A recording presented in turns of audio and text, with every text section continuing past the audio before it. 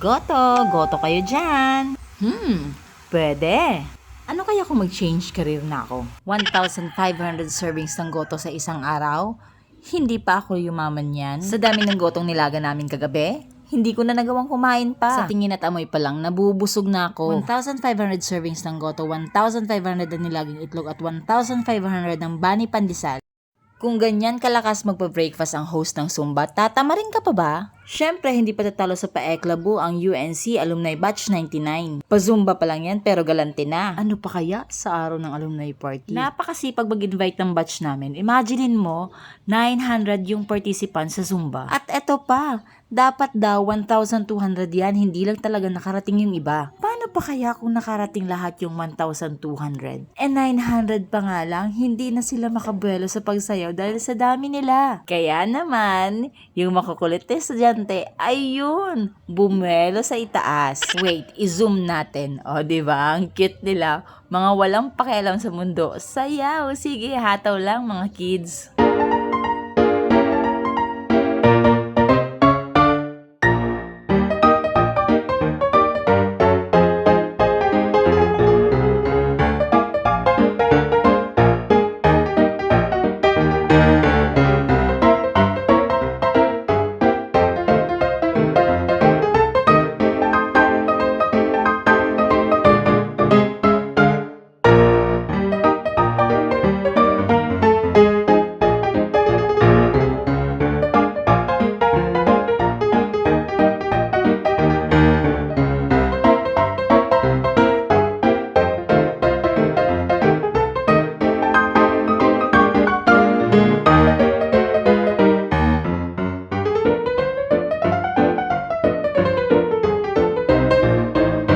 Oops! Nag-chat na si Press. Mag-prepare na daw kami kasi magpapaserve na ng breakfast. At habang nag-prepare kami, may dalawa ng estudyanteng makulit na at kakain na daw sila. Gusto ko na sana silang bigyan kaso wala pang go signal yung president namin na magbigay na ng pagkain. Kaya sorry boys, waiting muna. At nang may go signal na, laban na. 900 students versus 15 servers lang naman ang labanan. Kaya't daig pa namin ang hinalukay iubi sa station. Pero oks lang kasi ang saya talaga. Na-serve na namin yung 900 servings pero ang dami pang tira sa guto namin. Kaya't ang ginawa ng batch namin, pumunta kami sa isang eskwelahan kung saan nakapag-serve pa kami mula sa kinder hanggang grade 6. Imagine, ganun pa karami yung tira naming goto. O Jiva, may pa-Zumba na, may outreach program pa. Ang saya! After nito, uuwi pa ako kasi mag-prepare pa ako para sa food tasting namin. At yung mga kids, ayaw pang paawa, talagang sinimot-simot pa nila. At bago ako mag-bye-bye, gusto ko po munang magpasalamat sa Alumni Batch 99 sa tiwalang ibinigay niyo sa akin para makapag-serve sa ganitong activity. So paano ba yan? Hanggang dito na lang.